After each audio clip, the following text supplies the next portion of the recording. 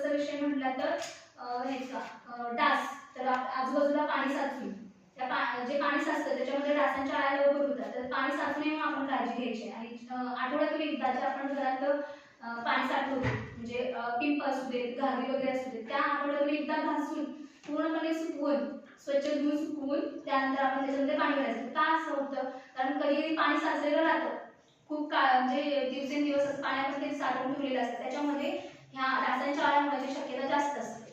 म्हणून आपण काय करायचं, आठवड्यातून एकदा तरी सगळे पूर्ण भांडी जेवढी आपण पाणी साठवतो ती सगळी घासून पुसून स्वच्छ वाळवून मग परत दुसऱ्या दिवशी ते स्वच्छ करायचं. का तर अशामुळे काय होणार की जी डासांची उत्पत्ती आहे ती तिथेच रोखली जाते. जरी तिथे अळ्या झाल्या तर ते आपण नष्ट करणार आहे. त्यामुळे मग समजा आता मे महिन्यात म्हणा किंवा आता सध्या कोणाच्या घरी कार्यक्रम वगैरे असतात तर आपण काय आणतो, पत्रावळ्या आणतो किंवा त्या वाट्या ग्लासेस वगैरे आपण बाहेरच फेकून देतो.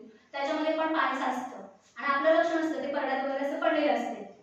किंवा कधी कधी टायर वगैरे आपण ठेवलेले असतात परसात किंवा करवंटे असतात, बूट वगैरे असे आपले नको असलेले ते आपण टाकून देतो, त्याच्यामध्ये पाणी साचतं. छोट्या छोट्या गोष्टी असतात ज्याच्यामध्ये पाणी साचून राहतं, आपण लक्ष देत नाही, पण त्याच्यामुळे डासांच्या अळ्या झालेल्या असतात. आणि ते जर आपण नाही केलं तर त्याच्यामुळे अजून अळ्या वाढत जातात, अजून डास वाढत जातात आणि त्याच्यामुळे आपल्याला मग बाकीचे